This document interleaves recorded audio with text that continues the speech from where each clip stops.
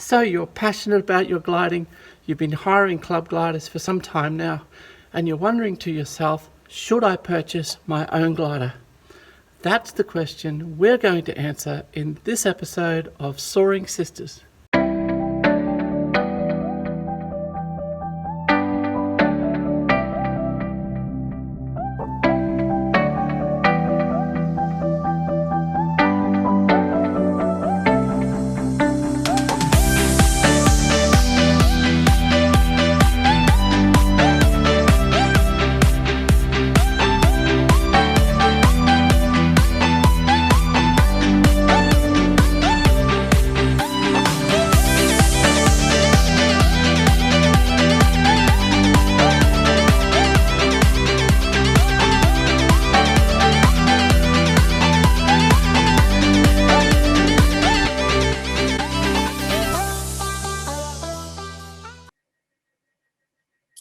There comes a time when many glider pilots think to themselves, maybe I should purchase my own sailplane. There's a lot to consider before you purchase your own sailplane, and it's not all about the finances. In fact, in my particular case, I found when I did all of the sums for the cost of ownership of my glider that I would need to fly about 150 hours to be equivalent to the cost of hiring a similar performance glider here in Australia.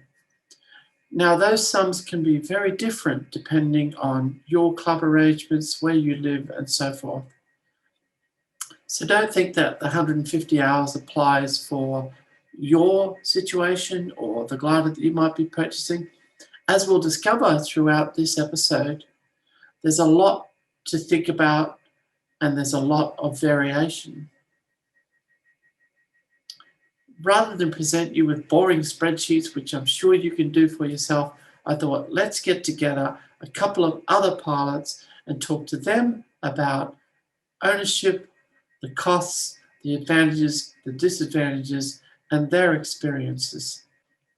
So I'm joined today by Kelly Teagle and Rebecca Bryan, both members of the British Women's Gliding Squad, and both, I'm sure, wishing that they could get out of lockdown right at the moment and do a lot more flying in preparation for the Women's World Championships coming up in 2022. But while they were available, I took the opportunity to have a conversation with them both. So join me now in that discussion with Kelly and Rebecca, who I've asked to first introduce themselves to you. My name is Kelly Teagle and I fly at Sutton Bank, which is in North Yorkshire in the UK. I've got about 850 hours flying experience. I'm what we call an assistant instructor in this country. I've been flying since I was 15, I think. And what got you into gliding? Well, it was actually my height. I'm pretty short for even for somebody in the UK, about 5'1", and I really wanted to be a jet pilot as a teenager. And I went down to the RAF careers office and they said, you're too short. So that was me, dreams shattered. And I thought, well, I can't really afford to learn to fly. But then I found out about gliding and I gave it a try and I was just instantly hooked from the word go, really. I thought, yeah, this is for me. I'm going to always do this. And I always have. So, yeah. Fabulous. And so we're talking about aircraft ownership today. What aircraft do you presently own? I have a Kestrel 19, which is a 1970s first generation glass aircraft. 19 meters span, pretty odd, pretty heavy to rig, but it gets reasonably good performance. Fabulous. All right. Now to you, Rebecca, if you can introduce yourself and tell us a little bit about what got you into gliding and the aircraft that you own. Yes, certainly. So my name is Rebecca Bryan. I've been flying on and off since I was 14. I've got 600 hours-ish. I'm not a half cat like Kelly. I'm a basic instructor. Where do I fly? Various, I think, is the answer to that. I'm a member at Cambridge Gliding Club, which is where I've flown most. I'm mostly instructor over at Essex Gliding Club. I occasionally fly at Rattleston Gliding Club, and I fly power out of Earl's Colne. But of course, COVID's put a halt to everything really at the moment. And I'm an inspector as well. Fabulous. So what actually got you into gliding, Rebecca? Well, I grew up in Poynton in Cheshire, and our house was a mile and a half from where Vulcans, Nimrods, Lancasters, and all sorts were built. And out in the garden from a very early age, what I heard was 4 jet engines, and occasionally there'd be fast jets. And just like Kelly, I wanted to fly fast jets, but at that time they had very different ideas about who could do that. And they also had a gliding club, and I managed to get into the gliding club. They stuck me in the back of a K7 with every cushion on the bus, every single cushion there was. I was too light to fly in the front. And we went up the wire, and at the top of the wire, the guy span it. Oh, And when we got down, he said, "Well, you don't have to worry about that now, do you? You've done that." oh my God. And I was hooked. Wow. Some Unfortunately, people would have abandoned it at that point. unfortunately, A levels and degrees and work and marriage and children and all that got in the way, and I came back to gliding in 2006, and I've not looked back Fabulous. really. All right. Well, I think all of the viewers know my story, but it's interesting that we all had military pilot aspirations, and I was lucky enough to actually finally realize that what they told me about my eyesight meant that they told me that my eyesight wouldn't allow me to fly. And when I finally got around to having it tested at 43 years of age, I went into the selection program and passed, but consequently decided that at 43 years of age, I didn't want to compete for a place against 19-year-olds. So ultimately said no, but that's really, really, really interesting that we all had the same kind of aspirations.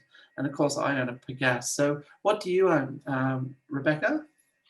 At the moment, I own a share of a Duodiscus Turbo. It's one of the early ones, serial number 7, Yeah. and that's at Granston Lodge. It lives in a T hanger, so that's really easy to get out. You drop the doors, pull it out, bang the tail on, off you go. And I own entirely, apart from what I owe to the bank, a Shark with a front electric sustainer.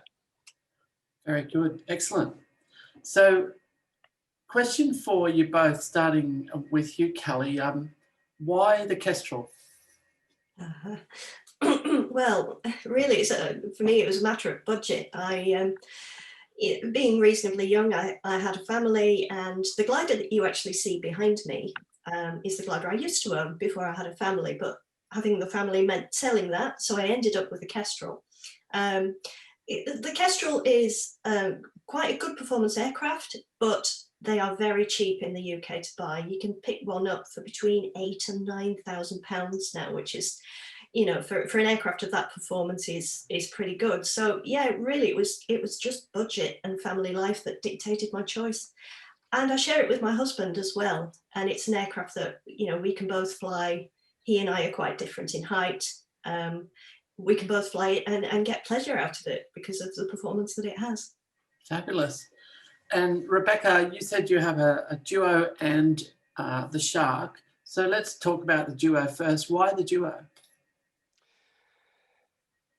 I'm in the syndicate with one of the instructors who taught me to fly, really, and he sent me solo. And he used to go off at weekends, so he's got it really bad. He flies during the week professionally, and then at weekends he goes flying, because obviously that's what you do when you're a glider pilot. And I'd had a couple of rides along with him on cross-country flights, and the opportunity to buy half of the aircraft came up. And I thought, well, this could be really rather nice. It's a rather lovely aircraft, and it's in a T hangar, and I can fly it whenever.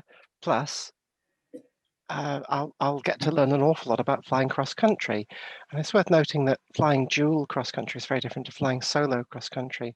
So I've done many, many years of flying dual cross country, And we've had all sorts of crazy adventures, lots of 500Ks and lots of very long flights and very cold flights and very hot flights. Yeah. And it's been great. I've learned an awful lot, but of course now I'm flying more solo cross country, and it's a very different endeavour. Might come back to that difference a little bit later. So then I imagine at a later date you purchased the Shark. And what sort of, what went into that decision? Well, a few years ago now, it became obvious that that it was likely that the UK would be getting the Women's Worlds. And in conversation with Liz, it was a case of, well, that's great, but your duo is not going to be the right aircraft to do this in. So perhaps you ought to find something else. And the Shark was it's less than perfect because it's a Fez, but it was a more appropriate aircraft than the duo would have been. Fabulous. So you can blame Liz. Okay, so you know, I've done some calculations when I looked at my own aircraft, and Kelly, my story is a bit like yours. You know, I had a successful business and was a CFI and was really loving my gliding, but was really passionate about vintage gliders for a while. But then when I decided that I wanted to purchase something of slightly more performance when I returned to gliding after a break, I literally had no money. I'd gone broke a couple of years prior. My business had failed. My marriage had failed. I lost everything I owned. I came to Sydney homeless. And after a few years, I managed to squirrel away some money. So for me, it was a budgetary thing. And a Pegasus came up at the price that I could afford. So that's what I purchased. And I've done the calculations on my flying here in Australia with that Pegasus, and I have to do something like 150 hours a year to make it comparable to hiring a glider. And I think some people might find that surprising that, you know, while the purchase of the aircraft is quite inexpensive, you really are getting a pretty good deal when you hire a club aircraft in terms of dollars. Have either of you done calculations on, you know, what it takes, how much flying it takes you to come out at kind of club hourly rates, or is that not even possible with your aircraft, or what's your own experience, Kelly? Yeah, I have. Back in the day, I bought the Kestrel about 3 years ago. I did a comparison with the nearest thing in the club fleet in terms of performance, which was a Discus B. And that currently that's at 50 pence a minute to fly at club rates. So I did, 10 hours of flying that, 20 hours of flying that. And eventually I came up with a figure of 50 hours, at which point I would actually be better off flying the Kestrel than flying the Discus B. Now, 50 hours for me on top of my instructing is manageable. So, that works out really well. I save £200 a year just by having my own aircraft. So Oh, that's great. Yeah, that's quite different to my experience then. Yeah. As I say, Kestrels in this country are really quite cheap. So, yeah, it's a good aircraft to buy for the performance. Cool. So, Rebecca, let's talk about the Shark first of all. We'll come back to, when we talk about the Syndicate, we'll come back to the Duo. Have you done the calculations on the Shark at all? My wife is a magician, and she's a member of the Magic Circle, and we know a lot of magicians, and they all have the same standing joke, which is, if I die, when I die, please don't let my wife sell my magic for what I told her I paid for it. Yes. Yes. Have I done the calculations? No. No. No. I mean, at Granston, they have a really wonderful single seat scheme, so you can buy a share in an aircraft effectively. That's the way they work it. I can't remember how much it is. It's a while since I looked at it, but it's oversubscribed. It's full immediately. As soon as they open it, it's gone, and there's priority given to the existing members. So I didn't actually have the opportunity to become a single seat scheme member. So yeah, did I do the calculations? Well, I would have done if there was opportunity, but there wasn't. So it's one of those things that's been really successful. And if clubs are thinking of doing it for fleet utilization, do it, because people will pile in there and give them money up front to be able to fly the aircraft over the year. Yeah. But you need some sort of booking system to make it work properly. Yeah, absolutely. And I think that's the same with syndicates, which we'll get to. But I think one of the other things that that probably bears mentioning, and I'm interested to hear if both of you have a comment on this, but whether or not it's comparable in cost, there's probably some benefit in terms of particular aircraft or higher performance aircraft. In other words, I don't know of a club in Australia where you could hire a JS3. So, if you desperately wanted to fly one of those, you would have to purchase it. And I imagine there are lots of other aircraft too that are probably older aircraft, but people have a particular fondness for that might be difficult to hire. Do either of you have a comment on that? I think the way our club works is we have 3 or 4 single-seater aircraft in the hangar. People turn up, put their name on the list, and the first on the list gets to fly it first, obviously. Yeah. Me having my own aircraft allowed me to step out of that, obviously, because I could turn up on a busy day and find I was already 4th on the list for the Discus or the DG300. Whereas with my aircraft, I turn up, I pull it out of the trailer, my husband and I rig it within half an hour, and in an hour I can be on the launch point ready to fly, and it's mine for the day. Yeah. I don't have to think about bringing it back for anyone else. I don't have to worry about landing out. It's just mine, and the convenience of that for me is the biggest thing. It's mine when I want it. Yeah, absolutely. I totally agree with that sentiment. Rebecca, do you have anything to add to that? Flying list. Wow. We haven't had a flying list at Cambridge for at least quarter of a century. Yeah, it's I found that really alien when I started flying at other clubs again. I thought, oh my God, there's a flying list. Now, what was the strategy? Where do I put my name? Big gap. There we go. When I was early solo and looking for a single seater to go do 5 hours and things like that, it was not just a matter of pick your day for the weather, but pick your day for the aircraft. So I ended up going midweek for 5 hours from memory, I think it was. Simply because there was pressure on the single seaters that weren't in the single seat scheme for doing that.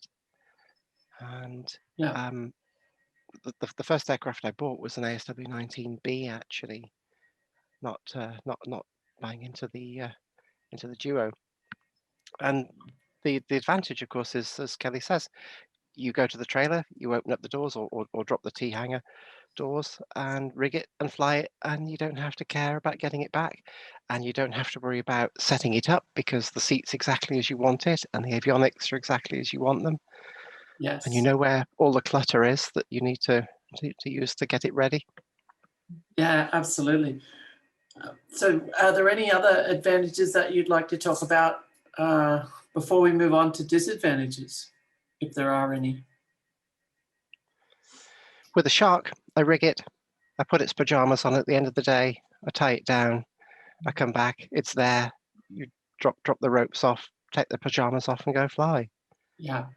And Same here, the whole process from turning up to being able to tow it down to the launch point is 20-25 minutes. And Kelly, what were you going to say? Oh, no, I was just agreeing with Rebecca in that, the Kestrel, similarly, we put the covers on, we whip them off, and, when we're ready to fly, and 20 minutes later, you're on the flight line. So, massive advantages in that on a really busy day, because you can get to the front of the queue and get launched before, say, 10 or 11 o'clock when everybody stampedes to the launch point and there's a massive queue for tugs. Yeah, exactly. Yeah. So are there any disadvantages that either of you have found or could think of in terms of thinking about if someone was saying, you know, I've been contemplating purchasing my own glider and I'm weighing up what are the pros and cons? I've seen. I've been around aircraft and flying clubs for a very long time, and back in the Woodford days, I remember there was a Grob 109 syndicate, and there were 5 members in it. One had a heart attack, one went bankrupt. Not quite sure what happened to the others. Anyway, it ended up being owned by one member, and then we had the storm. Was it 86 or 87? And it blew over. So, it didn't end well. Poor syndicate. But choose your syndicate members carefully, and inevitably things will happen to them. So make sure you've got a good agreement in place to say what happens in each circumstance. You can buy them online, but if you think there's any particular things to worry about in your own syndicate, if there's that dodgy member you're not quite sure about. Yeah, look, I think you bring up a good point. You know, I think a lot of people, you know, will contemplate syndicates when they're looking at that, you know, that fairly significant investment, shall we say. But you do have to be careful who you go into a syndicate with. And, you know, I think that's a really valid point, getting to know who the syndicate members are and you know, what might eventuate should you become a member of that syndicate. Kelly, It's also relatively easy to get into a syndicate, but it can be harder to get out of a syndicate. I've seen people desperate to get out and they can't. True. So yes. make sure it's like a long-term investment. Make sure that it's money that you're not dependent on. Exactly, yeah. Kelly, can you think of any disadvantages that you might like to talk about? Disadvantages, well, with my particular aircraft, it's a matter of its age and its weight, but going back to really what Rebecca said about being sure you pick the right syndicate, making sure they're people you get on with, and also who are willing to invest in the aircraft to the same level as you. So I've seen syndicates at our club where the syndicate members have not been willing to put in the same investments or any investment at all. So what they end up with is a degrading aircraft that nobody's really that happy with, and is worth less when they then come to sell it or invite somebody else in. I'm in syndicate with my husband, so you know we don't really have that problem. We agree on what to spend and when, and what we buy for it. Slight disadvantage of that is on a fiery day, on a good day, we do have arguments over who gets to fly. That's a very valid point. You know, if it's a boomer of a day, do you have a roster and it's my turn to take it, or do you argue over it? Well, that's another big issue, isn't it? It's one of the thorny issues, is who gets to fly the aircraft and what do you get to do with the aircraft? What if 1 or 2 of the members want to take the aircraft somewhere else? And what about the other members? What if somebody wants to fly it in a competition and the other syndicate members don't want that? What if someone wants to take it to the other side of the world for the World Championships? Exactly. Can't see anybody would want to do that.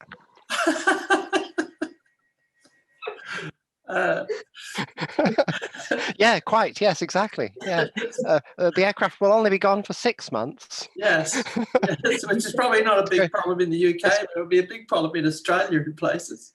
It's going to spend about 2.5 months in a container going each way, and then it's going to be there a month. Yeah, no, that wouldn't go down very well, would it? No, I don't think so. I think also, Kelly, you raised a really valid point, the age of the aircraft, and I have spoken about this, you know, in the lead into this particular conversation. That my aircraft was available at what I could afford at the time. In fact, it was about $1,000 more than I could afford, but I managed to scrape together the extra $1,000 at the time. But it will need a wing refinish, which we all know is, you know, very expensive, $20,000 to $30,000. So I had to consider that when I purchased the aircraft, that, you know, whatever I pay for it, I really need to add $20,000, $30,000 onto that purchase price, because that's what ultimately I'll end up paying. Or I could buy one that's already had the wings refinished. So, I think you raise a very valid point, and I think it's very tempting to say, I can afford that particular aircraft, and then not realise that for some aircraft, particularly here in Australia, where gel coat doesn't last, we might have to fork out quite a bit of money.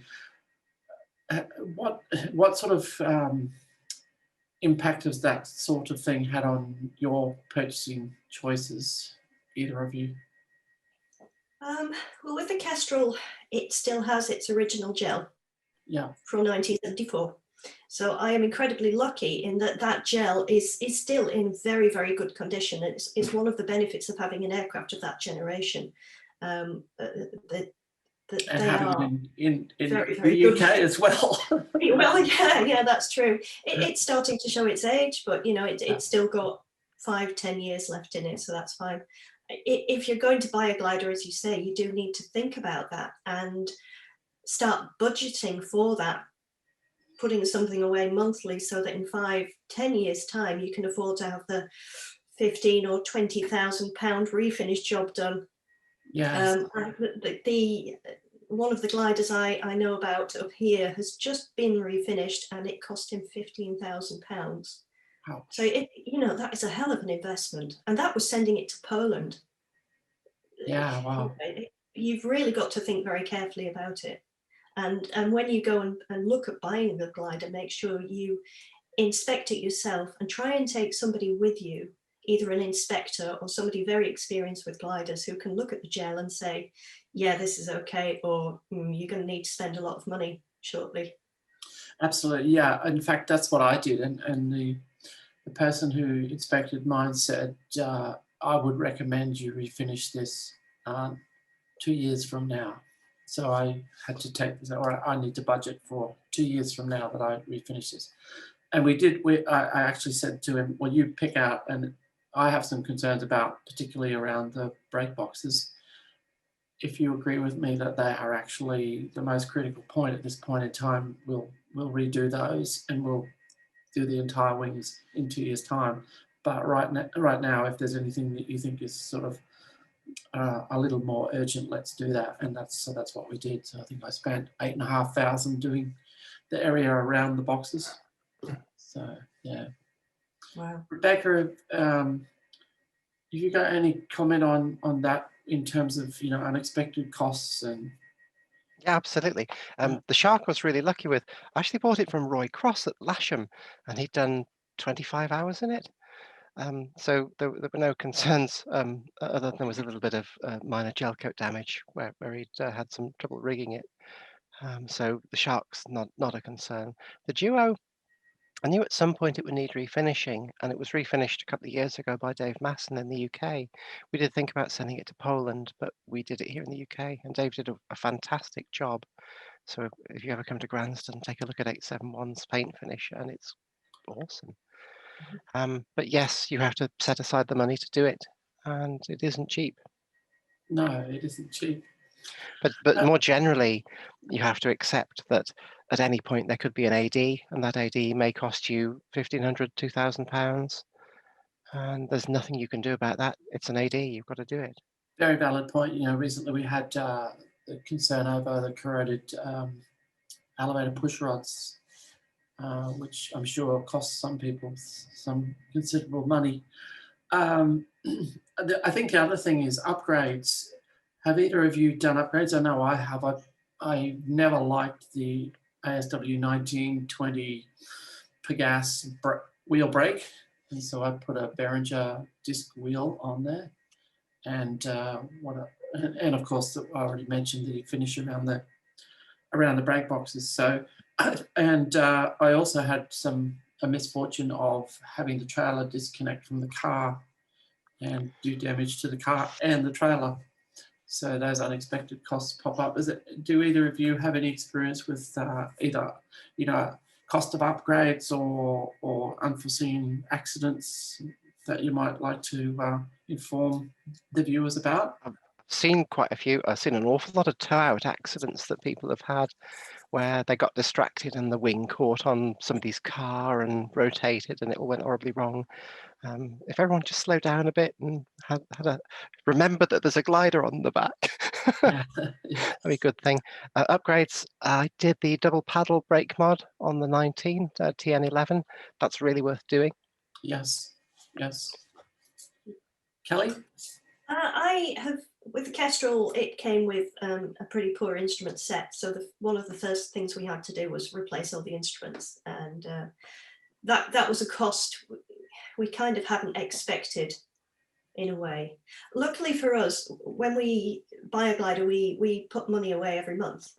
So, and we always make sure there's a surplus, so it will cover the insurance, it will cover the C of A at the end of the year, and it will also cover any, well, not any, but certainly some upgrades. So we did have a fund for that.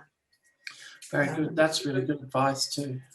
Yeah. If you're going to, actually, that's the point. If you're going to set up a syndicate, it's a really good idea to set up a syndicate bank account if you can, or a savings account, and each syndicate member pays into it. That way you don't have the argument at the end of the year over who owes what. You've all put money in, it's there to be used on paying for the C of A and the insurance and everything else. So there's no arguments. Yeah, fabulous. I guess one upgrade I would recommend that people think about is, particularly if they've got a bad back or they have trouble lifting heavy things, is to think about the trailer that they use. So particularly with older aircraft, if you've got a very old trailer and it's quite heavy work to get the aircraft out and in again, just take a look. Help some people who've got Cobra trailers and Comet lift-up trailers, see how easy it is to use, and think about getting a one-man rigging aid as well. Yes, I would agree with that. Absolutely. I think you can't always do it on your own. Sorry, say again, Rebecca? You can't always do it on your own, but they really make a huge difference in terms of actually taking the load. With mine, it comes down to I have to walk the wing out, dump it in the one-man rigging aid, put the cap on, and then there's no lifting at that point. Yes, you raise a really good point. I think the trailers are really quite expensive, at least here in Australia. So I think you'd be hard pressed to find a clamshell trailer for under about $20,000 here. But the one-person rigging aid, I did get one of those for my aircraft, and I have to say that it's a very rare occasion when I need assistance to rig my glider. But I am very lucky that the trailer that my glider came out of Minden in the US, and it's really quite well made, and the wings come out to the point where, you know, there's no interference, and I can put them straight into the one-person rigging aid, and you know, it's no trouble at all. Sometimes my brain doesn't work the way it should, and I do things in the wrong order and have to put one end of the wing down, but I can do it by myself. But yeah, that's a really good point. They're very worthwhile items, I think, especially if you don't have someone who can help you. Yeah. All right. Well, I think that's been a really worthwhile conversation, and I'd like to thank you both for adding to it and for getting up in probably darkness to talk to me. It's been an absolute pleasure. It was dark here. It isn't now. It's just... Who knew there was another 7 o'clock on a Sunday in the winter? Apparently not, Rebecca. Well, the sun is not yet set here, but I do need additional lighting. So anyway, been fabulous talking to you both. Thank you so much for giving me your time, and look forward to hopefully seeing you at the Worlds. And I hope that the lockdown ends there soon. Can I say, I hope you get some political leadership at some point in time. Anyway, thanks for inviting us, Kimberly. And yeah, I guess a lot of us have got leadership envy with New Zealand, actually. Yes, we're all wanting Jacinda to be, you know, in our case, Prime Minister. All right. On that note, thank you both very much for your time, and I look forward to putting this episode together and getting it up online. Great. All right. Thank you very much. Thank you. Bye. Bye. Bye.